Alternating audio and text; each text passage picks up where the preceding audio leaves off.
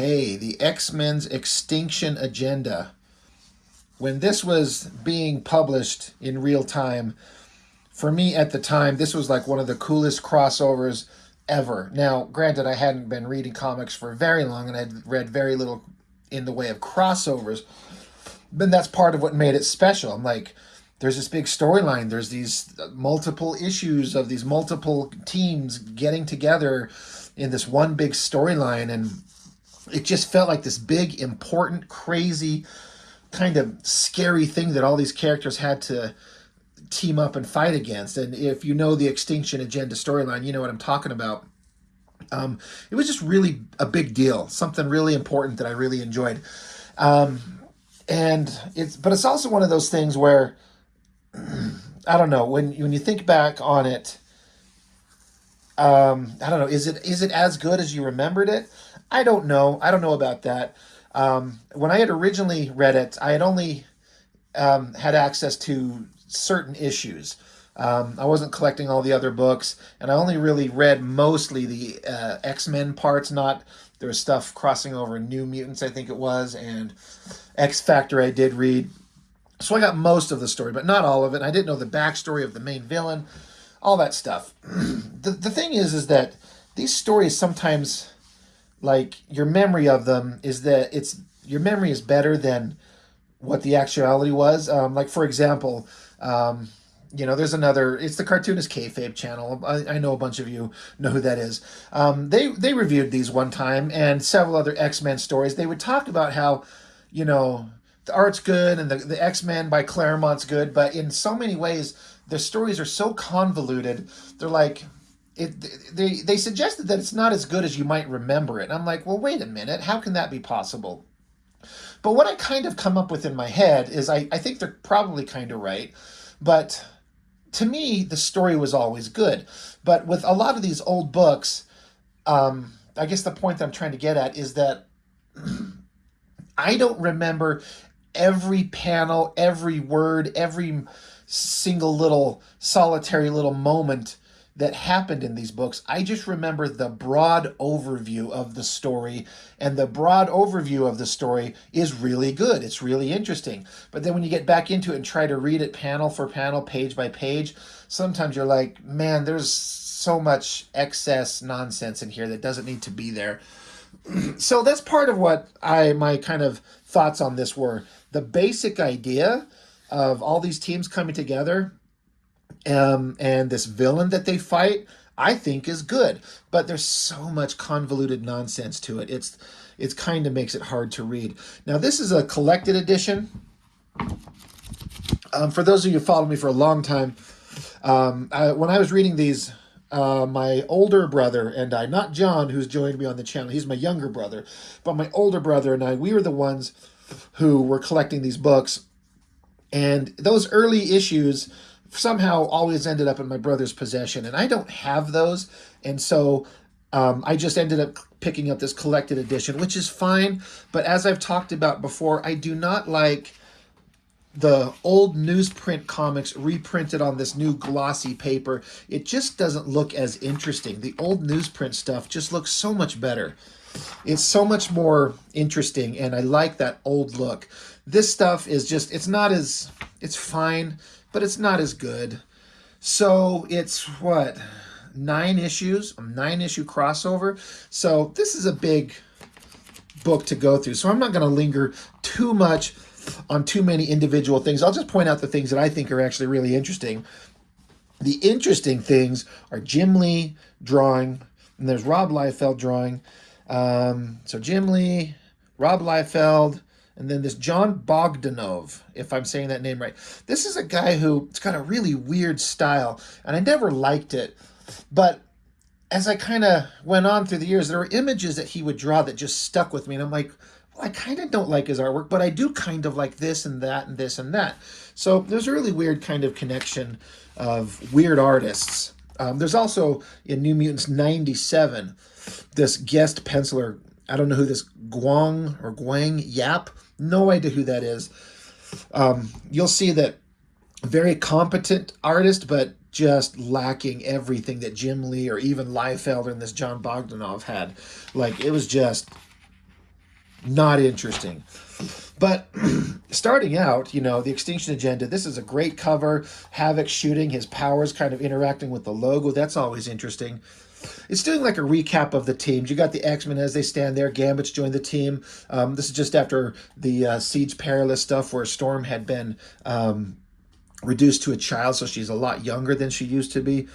Cable is obviously in charge of the New Mutants before Liefeld kind of thinned him out and got rid of Richter and Warlock and Sunspot and just kept the characters that he wanted and introduced all his new team. So it cuts into now that the the X-Men have sorry, I'm lost in thought on these, but Storm has rejoined the team and she is, you know, a youthful version of herself now. Sorry, I gotta keep my laptop going. I'm rendering a video for my channel over there. Anyway, Storm, she's young again.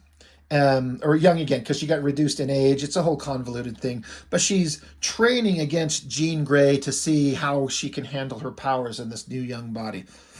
Jim Lee, this is, you know, like the era when I liked him almost the best. The artwork in this stuff is just really good. So they're training, they're fighting. You know, they're just testing her to see how she does. Storm actually does kind of trick Jean Grey, and they're kind of impressed by Storm. Like, her mental facilities are there, but her physical body may not be, but her mental abilities are. But I guess part of the interesting point of this is that this is the era, or one of the, I don't know how many times it's been done, but the X-Men's mansion has been blown off the face of the earth. But there's this whole underground bunker area that they can all live in. And the New Mutants have been living here. The X-Men have been gone. X-Factor was off in New York in their giant ship. X-Men were in Australia. And that's kind of, sort of, roughly speaking, how Cable came along and took over the New Mutants, and then they've been living in the X-Men's house. But now everyone's back, and so the New Mutants are a little pissed. Like, this is our home. We've been living here. You guys all abandoned it. This page is interesting because this is a fill-in for this book. This was not in the original issues. This is not Jim Lee artwork.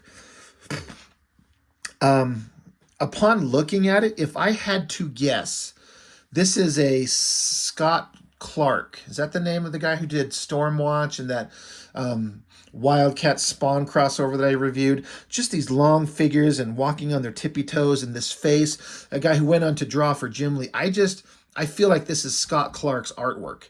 That's him. This was not in the original book, and this is not Jim Lee. They need to throw in these extra pages on occasion to preserve an upcoming double page spread. So you get the page turn, you get the double page spread like this. And so they probably needed a filler page, so they brought in another artist. But, you know, Cable busts in there to break up the training room simulation, the danger room simulation. And great shot. I mean, Cable drawn by Jim Lee was always interesting. But I like how Cable's asserting his dominance. Like, hey, this is our house. This is our time for our workout. Everyone out. So there's tension between the New Mutants ran by Cable and the X-Men who are here. They're like, hey, chill out. We're all on the same team. And he's like, yeah, Cable's like, yeah, nice way of showing it. But you guys let the place get blown to bits. So there's tension. But anyway, the X-Men leave. Let the New Mutants stay. This is another insert panel. This panel, I think, was at the top of this page over here. They did some shifting around. This panel is absolutely not Jim Lee. If I had to guess, maybe Scott Clark again. But this was never in the original book. Brand new. And then this panel, this was, I think, a smaller panel. I think it's maybe been blown up because, again, they're trying to fit things around to make the collection here with no ads work. But anyway, they're all off chilling out. Jean Grey's talking with Storm, talking about becoming the Phoenix and all this crazy stuff. Meanwhile, back at the mansion, some of the team are having a good time up on the ground level outside where the mansion used to be. And Rain from the New Mutants, she's pissed off because Doug Ramsey died, one of the New Mutants. Who cares? So it's just drama and drama and drama with all these teams. But eventually, I've always thought that this shot of Boom Boom looked really good. She's kind of a silly character, silly name. That's a good drawing. Jimmy does a couple good drawings. So this one, too, I always thought was a great female figure. Like, it looks great. But getting past all this ridiculous drama and spending all this time talking about it, the basic story is that, the X-Men have been decimated. Their mansion is gone. The teams are kind of split up into these different factions, and they're trying to find their way back together. And while all this is going on, giant explosion and this like foreign military force somehow teleports in on these like machine gun, Gatling gun having unicycles. Really weird. They start attacking the X-Men. So from a basic story point, like you've got the X-Men and suddenly they're under attack by some foreign military power. And they do pretty damn good against the X-Men. These little robot things can transform into little Stiltwalker Star Wars-y things and just start attacking. Meanwhile, under the ground, Forge, Banshee, Cable, they get an alarm. There's an alarm going off. Like, shit, something's going on. And a bunch of the kids are up on the surface. We got to get up there. So, interesting point. Storm is trying to get to this hatch, and they have to seal it. If the bad guys get to this hatch, they'll get access to the underground X-Men's headquarters, and they can't allow that. Cutting back to like them grabbing guns, Cable and Forge grabbing guns up on the surface. Boomer and Richter, they're fighting. Warlock, he's being a weird alien robot thing. I don't know anything about him, but they're getting this chick into. They're getting into the hatch, but she's like, we have to seal this hatch. If we don't shut this down, they're gonna get us. And they feel like they've stopped the few guys who already interrupted or come to attack them. Boom's like, what are you worried about? They're done. We beat them. They're over. And one of the soldiers is like, you guys shouldn't have paused. You shouldn't have given us a moment, because boom, giant double page spread, giant mechanical G.I. Joe looking fucking figures and robots come teleporting in. A bigger force comes along. So Storm's like, if they gain access to the underground, we're lost. So he's like, I cannot leave the kids, but I got to shut the hatch. So I always thought this was a really interesting, dramatic point. She shoves this girl down here and then shuts the hatch and locks it, like completely secured so no one can get in. And it was right at that moment that Cable and everybody, they were right there. Cable's like, out of my way, woman. But boom, Cable was right there. He could have come up and handled this shit, but Storm didn't know, locked him out. So now these characters, Storm and the New Mutants kids, are on the surface. Storm notices one of these bad guys has got a power signature that looks very familiar.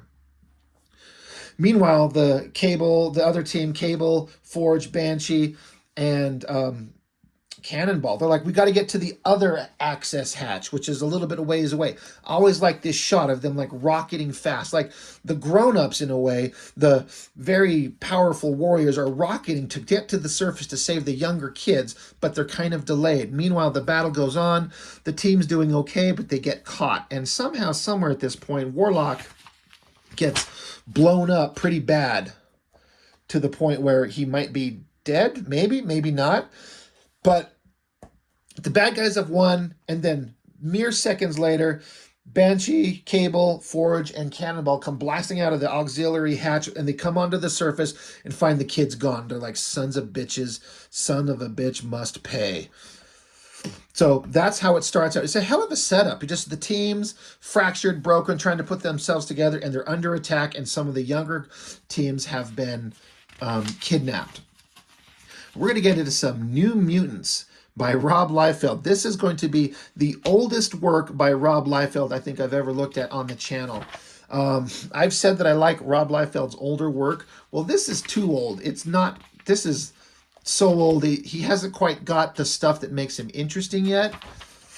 So his stuff is pretty terrible. I can't believe a guy that drew this stuff got work. Like, compared to Jim Lee, this stuff, these funny, ridiculous, like, looks like they got their arms cut off. They're just naked and their hands are tied behind their backs. But this is the best that he could come up with. Just stupid, bubbly, cross-hatching smoke, whatever's in the background besides nothing. But we're introduced to this bad guy, Cameron Hodge. I kept mistaking Cameron Hodge and the Hellfire Club robot guy. But anyway, I don't know who he is. This is the only time I've ever seen him or interacted with, like, knew about the characters in this thing. Some guy, I think, got his head cut off by Archangel, and he somehow is alive in this, like, unkillable giant robot body, and he's a psychopathic insane person working for this foreign government called Genosha that hates mutants. So I had never seen this issue before I picked up this collection, and I was kind of shocked because I had been aware of Liefeld's work on the end of New Mutants and X-Force, and this stuff was just very different from the guy that he became. It's kind of fine. I feel like this figure is stolen from somewhere. I don't think that's his own. I could be wrong. I don't know. But very scant artwork here. I mean, look at this picture of Boomer throwing. You see her shoulder, but the rest of the body's not even drawn in. Or it is, but the color, it's just weird looking. Maybe the colorist didn't do him any favors. But the New Mutants are trying to fight. You know, you can see some indications of Liefeld's big kind of fun panel work getting in there. He likes to draw a lot of screamy faces. You'll see that a lot. It's also, Liefeld's work is different because it's inked by Joseph Rubinstein, which is interesting because it also says pencilers on this issue are Rob Liefeld and company. So implying someone else helped him pencil. I kind of wonder what that would be.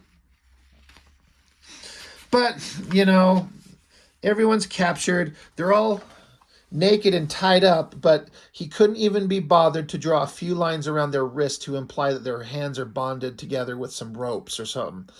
I bet he would tell you, oh, it's invisible energy bonds. Yeah, fuck you. It is not that. You just are too stupid and lazy to draw even ropes around their wrists. So stupid. Anyway, Cable, Forge are still talking about what they got to do. You know, the team's preparing. We're going to skip. I don't want this video to go for like 2 hours to review 9 issues.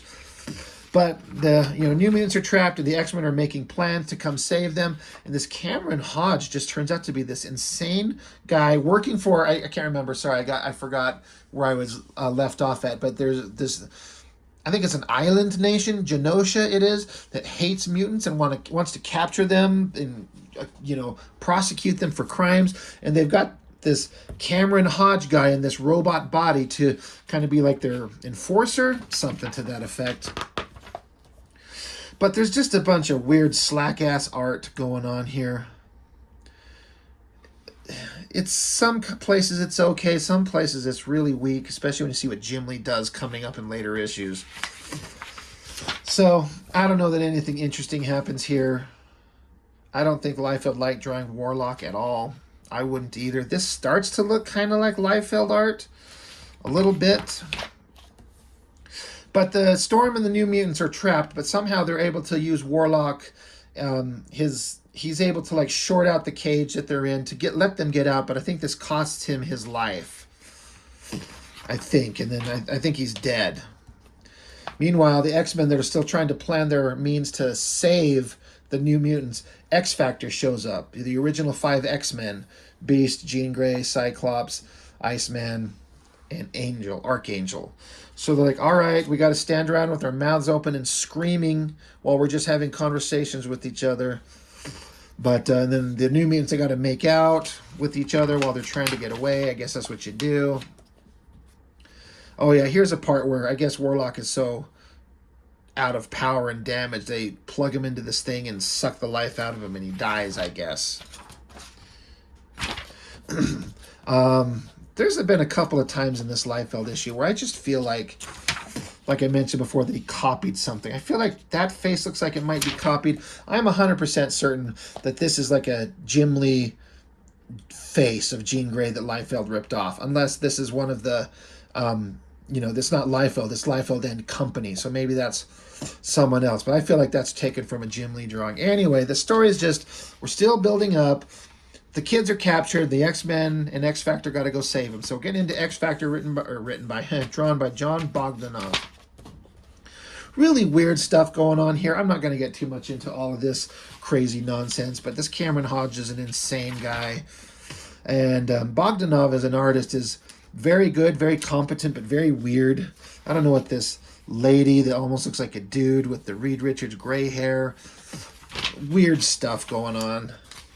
But you can see Cameron Hodge's very specifically after Archangel, because he's like doing like a cutting the throat of Archangel, which I guess they're implying, again, I don't know the story, that Archangel cut the head off Cameron Hodge, so he wants to do the same to him. So the X-Men are on their way. Flying Jet, Archangel, and like when you've seen Whilce Portacio draw Archangel, which I guess he probably hasn't done by this point, but once you see Whilce Portacio draw Archangel and his wings, this stuff looks like boring as shit. Portacio took that wing design to just its most amazing kind of maximum potential. This is interesting seeing people draw early versions of Cable. Like they just got one little scratch across his eye, where Liefeld would draw him with like 6 different scars. And he's not bothering to emphasize the glowing eye, which Liefeld would end up doing nonstop. But they're talking how they have to go to Genosha. They have to get there. So there's a lot of back and forth, a lot of story going on. The team talking about how they're going to do that, when they're going to get there, how they're going to get there. This is one of those interesting shots, artistically. Always stuck out to me. That like crazy bicep of Cyclops' left arm there, and that thumb he's giving him, like, we got to go, team. I know it's a dumb little thing to point out, but that weird muscular thing always stood out. I just like, that's weird, but I kind of like it. Anyway, whatever. So just more build up, more build up. Eventually the point is that the team is able to sneak onto the island, or so they think, trying to sneakily make their way there. And while they're traveling in a big long line, you find out that the Genosha has taken mutants and like brainwashed them to be like mutates, I think they call them. So now the mutants work for them as like mindless soldiers. And Cyclops gets blasted by the same energy signature that seemed familiar, that Storm noticed earlier. Now, if you know anything about the comics and the power signatures and the way they're drawn, you totally know that that's Havoc, Cyclops' brother. You know that's what that is, but it hasn't been revealed to us yet. But we're also not stupid. We know what that is. We know what that looks like. So anyway, all the bad guys, they start attacking this collected team of X-Men and New Mutants and X-Factor. So we have to fight our way out of it.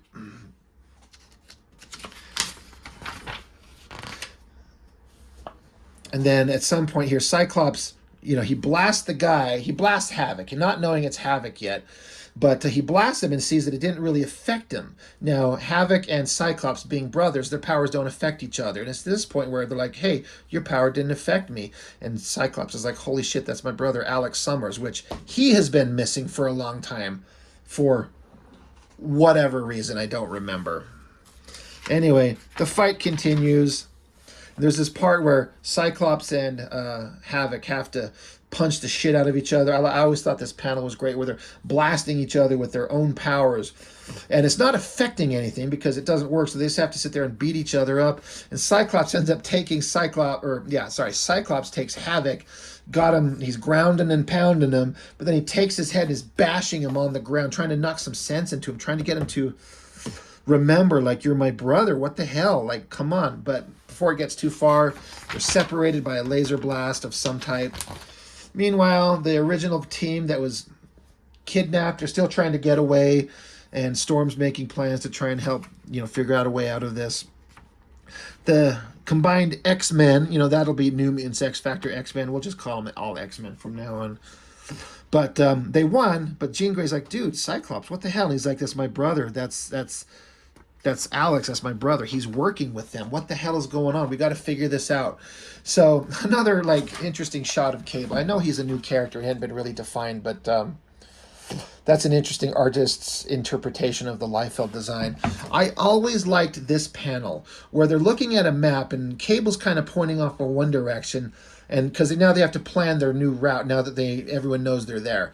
So Cable's pointing. He's like, I know we plan to circle around secretly, but... And Cyclops is like, I agree, Cable. They know we're coming. There's nothing stopping us from moving on them fast and ugly. So they're like, we were going to go this way. And Cyclops is like, yeah, I agree. We might as well just go this way. I think it's just a good panel of storytelling. I liked it. It's crazy how buff they make Cyclops. So that was all fine and fun. But now we're back into, we're 3 issues in. So now part 4, X-Men by Jim Lee. Now I do believe the end of this book said down here, next issue, Wolverine's turn, I think. Because we got to get Wolverine in on this. Now he, at this point, had almost been killed by the Reavers, and he found Jubilee, and those two were together, and then they ran into Psylocke, who had been remade into the ninja by the Hand. So they were kind of a trio of awesomeness, and they're off doing their shit, but they're obviously going to get involved in this story. Meanwhile, Richter and Boom Boom, they had gotten away some way, somehow, so they're running from these bad guys. Bad guys are pointing the guns at them. And this is where Wolverine, Jubilee, and Psylocke show up. And I loved this. Just this trio of these guys running around doing, like, secret badass ninja mutant stuff. It was fun. And Jim Lee was just, this is where, I mean, we'd already been wowed by him several times. But right now I'm just like, God, he's just... Can Jim Lee just get any better? I love all this stuff. Like, he drew the coolest Wolverine slashing at guys. Even Jubilee kicking up here. Psylocke being a badass. The text calls her literal poetry in motion. Of course she is. But there's this great scene where the leader of the bad guys, she's no pushover. She grabs Wolverine in like a joint lock with her legs on his neck, tosses him to the ground, and gets out this, I don't know, lightsaber baseball bat and busts him upside the head.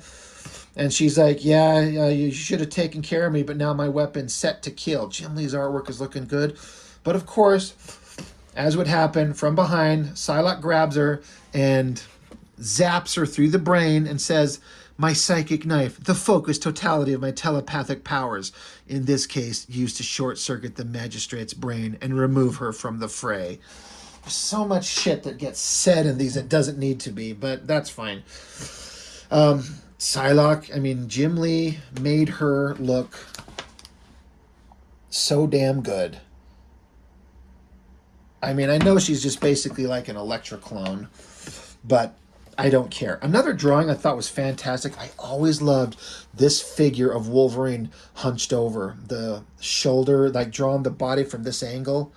Really well done. Hard to do, and I love it. But the idea is that Wolverine, like I'd said before, he'd been beat almost to death by the Reavers, and he almost died. Like, of course, in the comics, you know he's never going to die. He never will.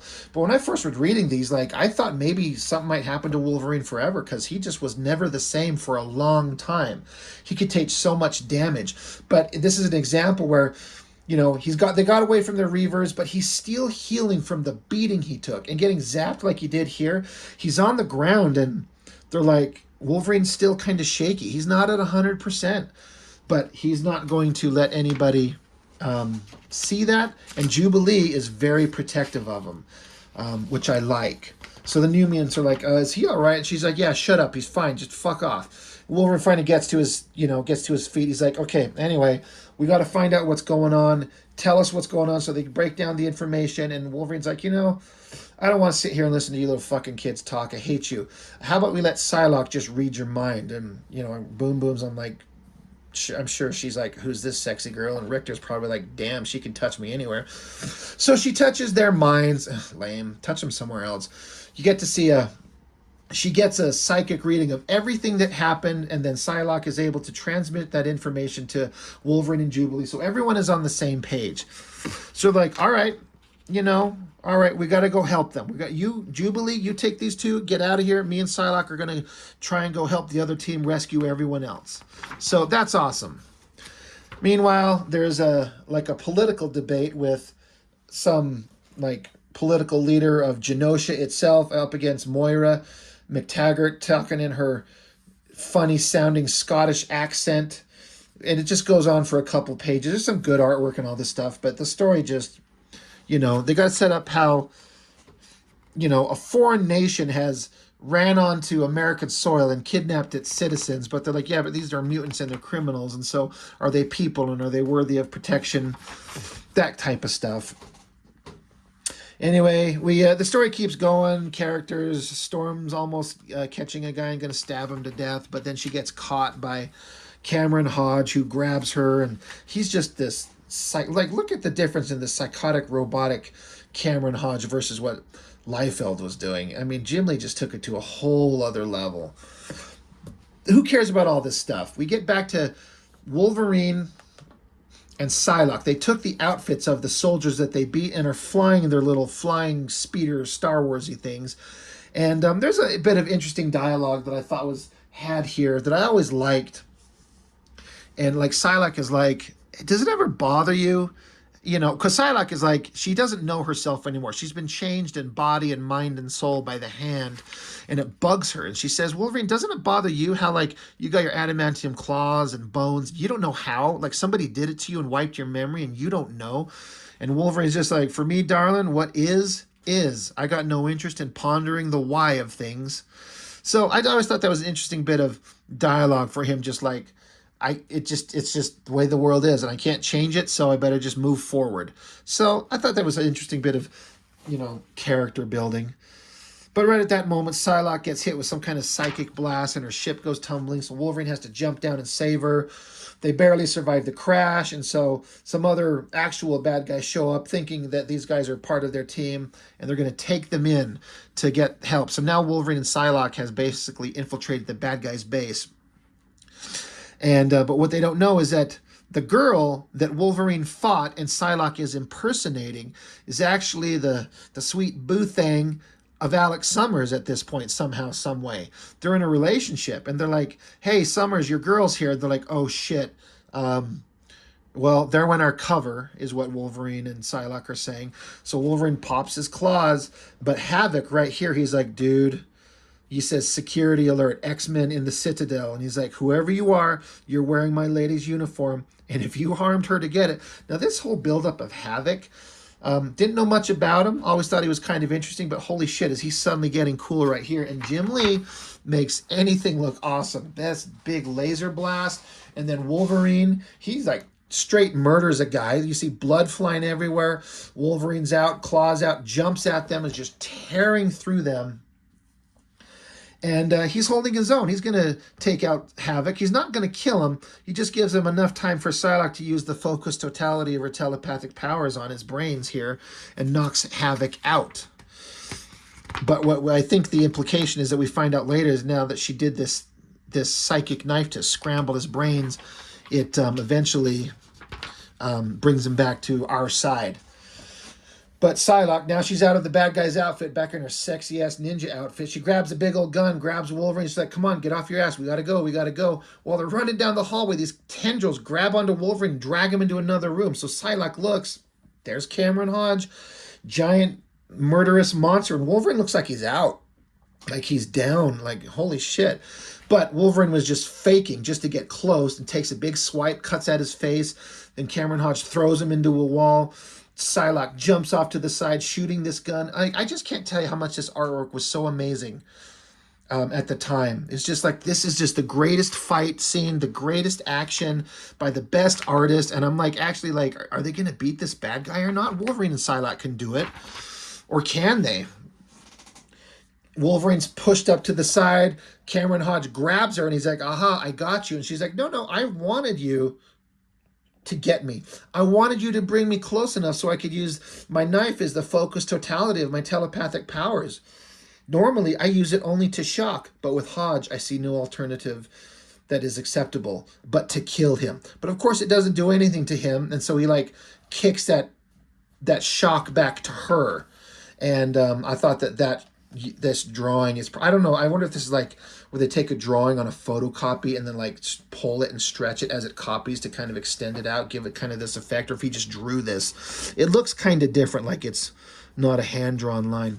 Anyway, basically, Psylocke and Wolverine gave it their best shot and failed. They're captured here, and we see that Storm, youthful Storm, was captured, and she went through the process to become like a mindless slave of the Joshan. So the team is not doing well.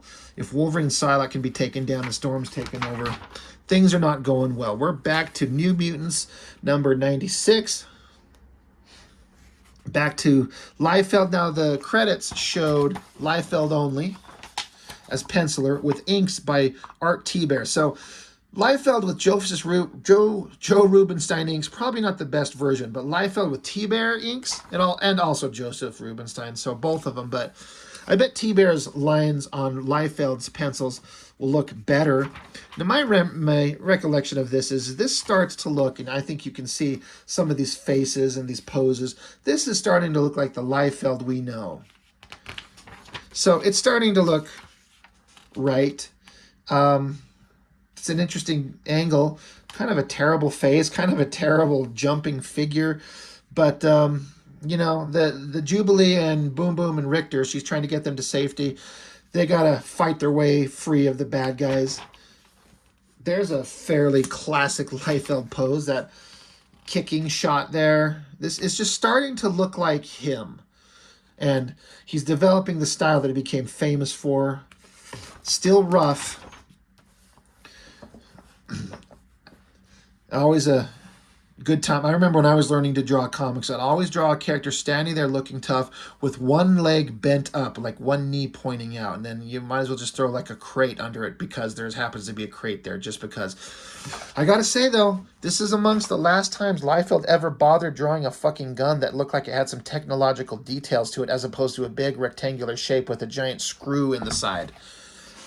That looks pretty damn good. I feel like some of this doesn't feel like Liefeld. Maybe it's inker, or maybe it's, I don't know. Something's a little different. It's fine. Like, it tells a story. Here's some stuff that starts to really look like Liefeld. These like weird crosshatchy lines and the eyes right there. And then this screamy face. You'll see him redraw this basic screamy face 10,000 times. But it's just more the team trying to get away, the team that's been captured is trying to get away, the team that's infiltrating the island to save them, they're trying to get in there to save them. They turned Rain, the wolf girl, into a mutate. So she's bald with her little elf Vulcan ears and her big old pointy bosoms. Jesus. And then you got Richter in a big old bulging package. So, I mean, not too much is going on in this issue. It's just, you know, characters escaping the bad guys. They're fighting. This is looking very Liefeld. Screamy faces, angry gritted teeth faces. It's just all Richter, Boom Boom, and Jubilee. And it's kind of okay. There we go. Liefeld getting into Cable. Looking kind of like the classic version that would be the definitive version of him. It's kind of working. Kind of an okay version of Gambit, but I feel like maybe he swiped that from somewhere. I could be wrong. Doesn't feel like it's entirely Liefeld. Big shot of him throwing his, you know, it looks like he's trying to copy the energy and dynamic like poses that Jim Lee would do. And, you know, Liefeld would eventually get to have a pretty powerful control of dynamic poses, but I don't think he's there yet. This starts to look very much like Liefeld. That is a very, like, exact version of what Cable is supposed to look like. Like, that looks good. It almost feels like Liefeld inks on that face, honestly. Still a weird, like, back arch on him there. But I'm not paying too much attention to what's going on in the story here because it's just fighting. We haven't moved through the big important parts of the story yet. We're going to get to that. Now we're on to part 6 with John Bogdanov on art. And again, I was saying, like, I didn't like him but as a kid, but now I've kind of learned to appreciate some of the things he does. Just more X-Men, and like big chunks of almost everybody's captured at this point. Everyone got captured. So now the X-Men have kind of blown it. There's this funny element of this cover of Cable wrapped in tendrils ripping out the guy's robotic face, and it's like a redraw of this panel. I bet it's just like he probably drew this in the book and then had to draw a cover. I'm just guessing. Had to draw a cover, and they just basically reproduced it on the cover here. So that's really weird. It's kind of funny. Good job, guys. What a weird shot of Cable. Like, look at that. And look at the coloring. It's like they did this blue of his jacket covering his little pectoral muscle, but that's just supposed to be the flesh. His jacket's supposed to be over here. Whatever. What do I know? I don't know shit.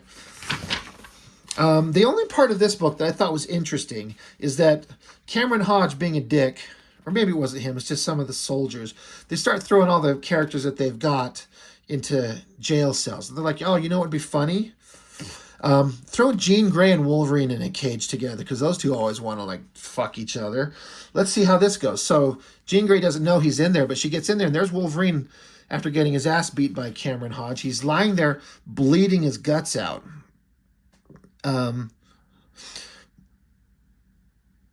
Yeah, one of the jailers, the bad guys, are saying to her, she says, "Not a pretty sight, is he, my dear? Life's a little harder for him these days without his healing factor. I suspect that he may need the kind of care that only you can provide." Yeah, there's Cameron Hodge. He's saying this. So he puts them together just to fuck with them.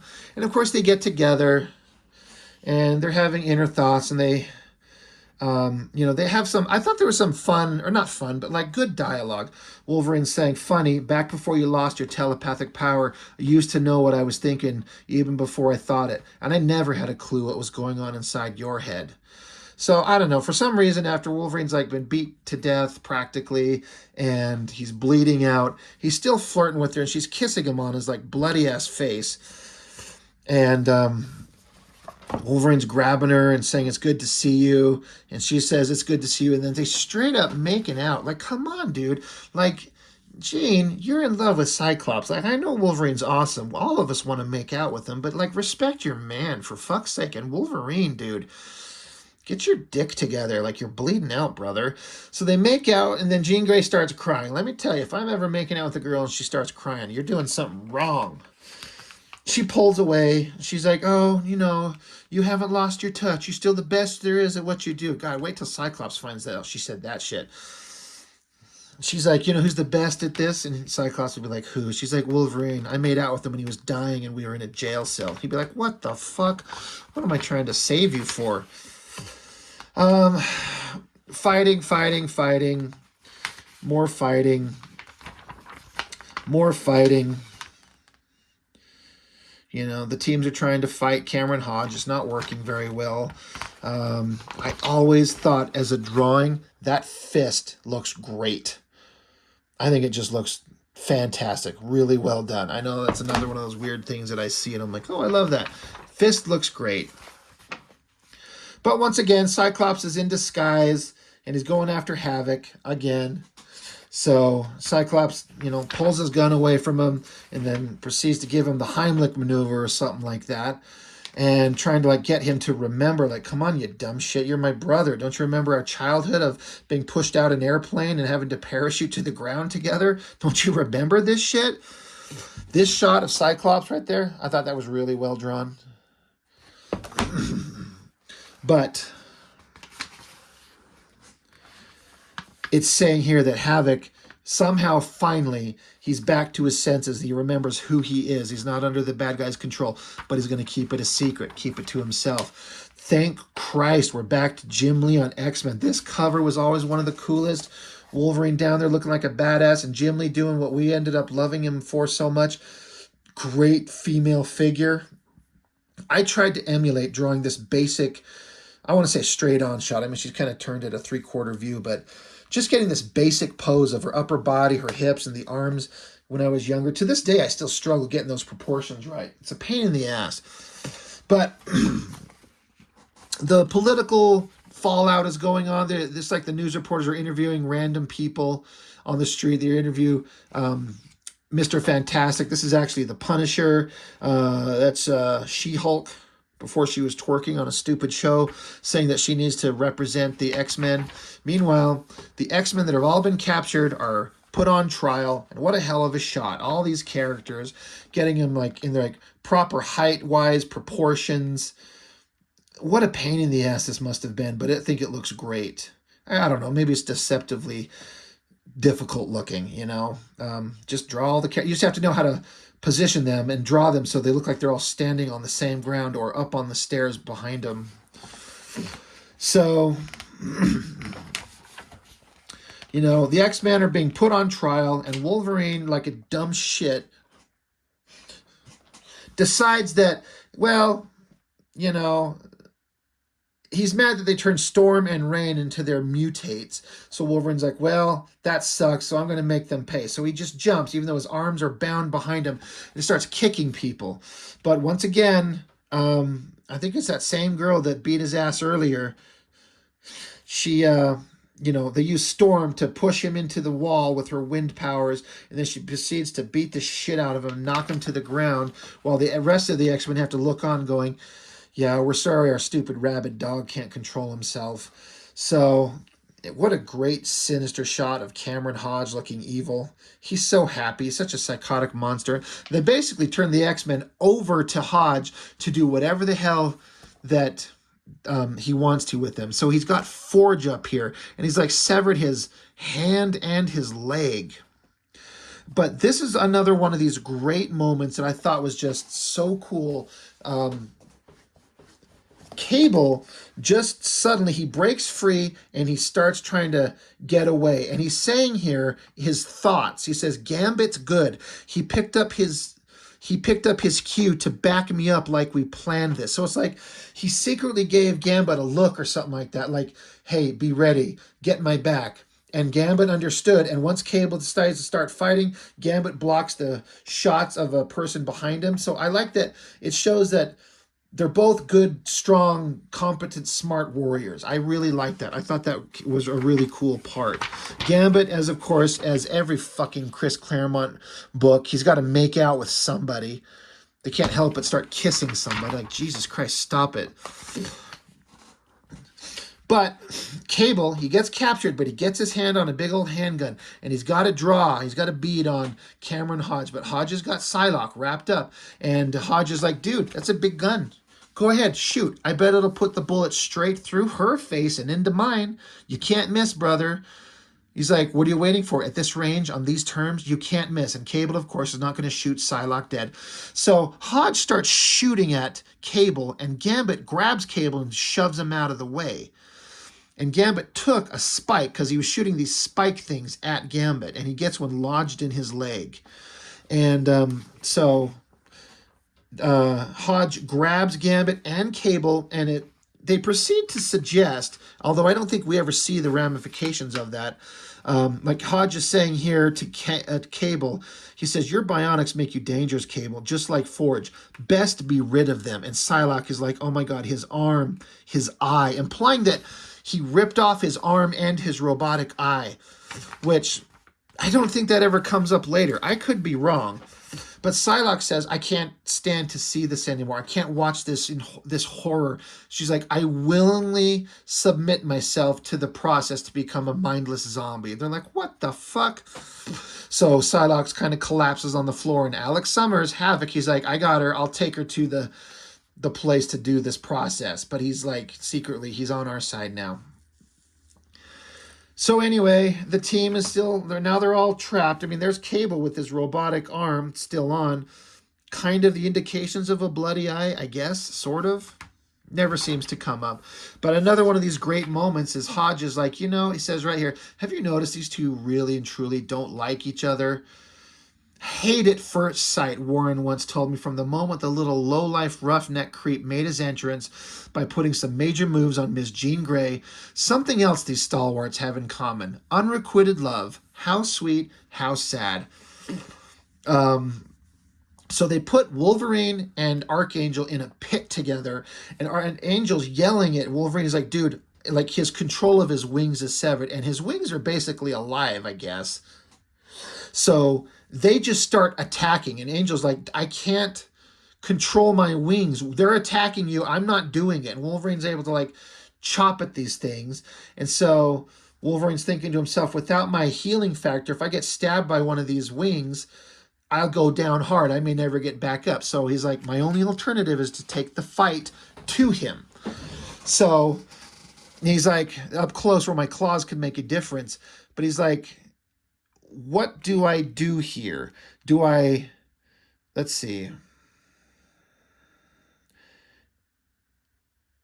Wolverine's basically trying to decide if he should cut off Angel's wings or kill Angel himself to save himself.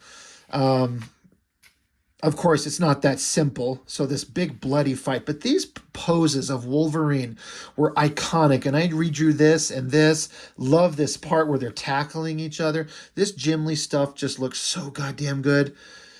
It's so awesome. But yeah, Wolverine, he's like, I could take his wings or take his life. But it's not that easy because Archangel is no pushover. Meanwhile, Jubilee, Richter, and Boomer are still trying to get away. The fight's continuing between Wolverine and Angel. And then we cut to Psylocke, who surrendered herself for the mutation process. No, she was just lying. She just wanted to get out of that room, give her another opportunity to fight and escape, which she does. She takes him out pretty damn easy. Now she's crawling through a ventilation shaft with the gun. Great shot of Cameron Hodge again. This is another one of those great character moments. That's what I like about these books. That's what I keep talking about. The things that stick out, like I was saying at the beginning, the overall story is what we kind of remember, even though all the little details of all these like pages and pages upon pages of talking. But the action scenes stand out, and these little character moments where the X-Men are kind of left alone for a minute because Hodge is distracted. So Cyclops is saying... Cyclops is like, it's time, Gambit. And he's like, what? And she's like, Psylocke should have made her move by now, which means it's your turn. You deliberately took that spike that Hodge fired. So he's like, oh yeah, Storm told me you were good. So there's this awesome scene where Gambit, who's got this spike stuck in his leg, he bends his legs up, pulls the spike out with his mouth, and then drops it between his feet, catches it, and then once again bends his feet up there, and holding this spike with his feet, picks the lock. Completely impossible, completely awesome. Gambit is a badass. So he's freed, and he gets all the rest of the team out. So now the X-Men are like, I don't know who this Gambit fucker is. This is the first time we've ever interacted with him, but he's kind of cool. He's kind of cool. Anyway, more story, more characters doing whatever, more fighting. Psylocke shows up. She starts unloading. She saves Storm, I think this is, right? And you cut back over here to Angel and Wolverine are still going at it. But Jean Grey jumps down in the middle of them and basically gets them to stop. And Wolverine's basically done. He wasn't going to win this fight, especially with his healing factor, specifically because his healing factor is not working. Archangel's going to take him out. But she breaks it up and stops them from killing each other. Now, I guess what we don't know is that, I forget how, somehow Storm, who was made into one of the mindless zombie magistrates, the bad guys still think that she's on her side. So they show up and Storm uses her powers to bring Cyclops closer to her. But however it works, I never really understood how, and I didn't reread this thing in detail to find out how that, again, Storm is,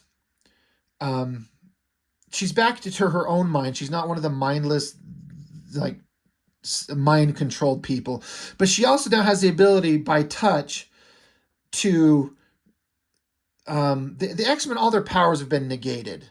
Like, that's why Cyclops is running around without his visor. There's like something nulling their powers, so they can't use it.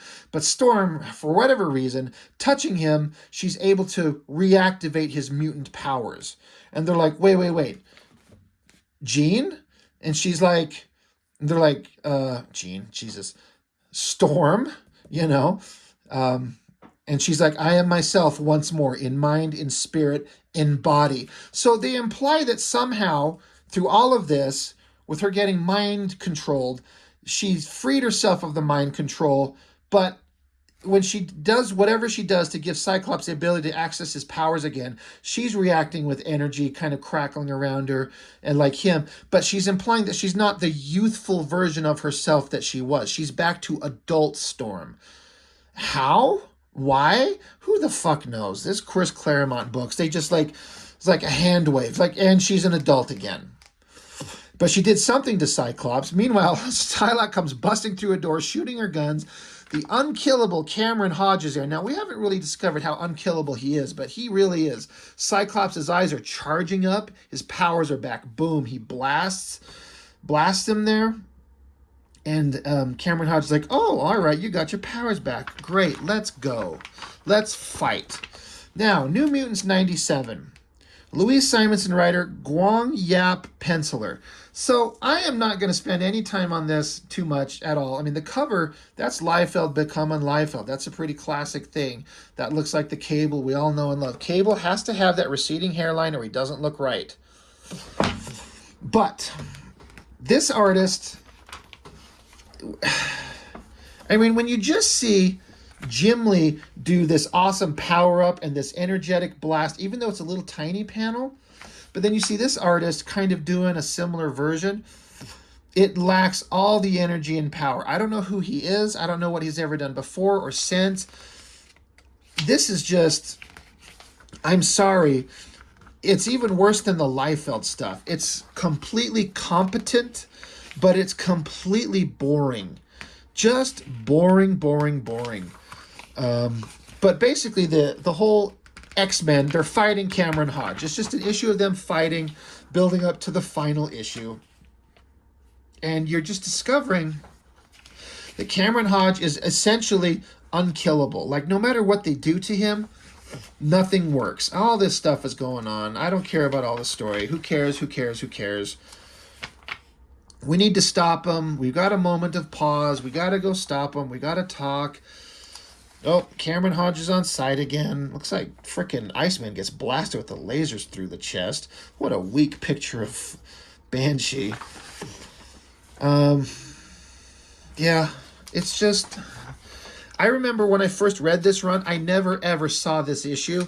And when I read the final wrap-up of it in the next issue, I don't feel like I ever missed a single moment.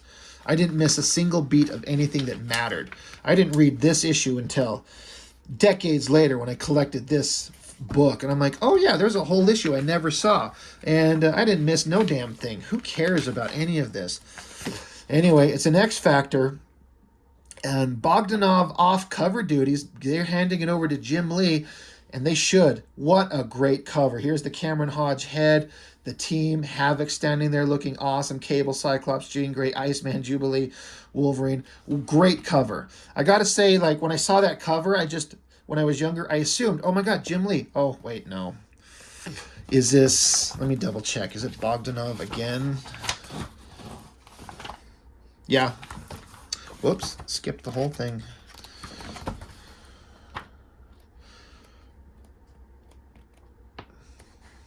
Here we go. Yeah, I just ended up picking it up from here. This is the last issue. And so it's just Cameron Hodge being unkillable. So everyone keeps taking their turn with the Cable's got his arm and his eye.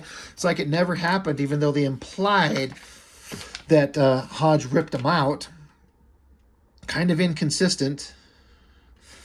So they're trying to get away. Now, Cameron Hodge, this is also kind of bullshit. I don't know why he has this robot body and why he's completely unkillable and has every ability in the universe. Excuse me.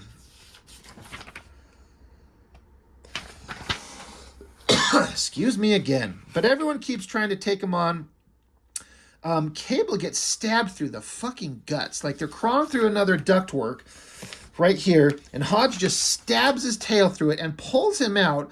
And there he is, just hunkered over, grabbing onto his guts because he got stabbed, but it doesn't kill him somehow. Archangel's on the scene showing him. Cyclops just looks like he's yawning or something. He's like, oh, anyway, I'm bored. No, we're not. Cyclops and Wolverine are having a who's got the bigger dick contest to impress Jean Grey, screaming at each other. And Jean Grey's like, God damn it, Cyclops, you know you've got the smaller dick. I know you're taller, he's shorter, but he's got a way bigger dick than you. And she's like, but Scott knows how to use his better. He's gentle with me. So anyway, let's get out of here. And they're like, we got to both nail her at the same time.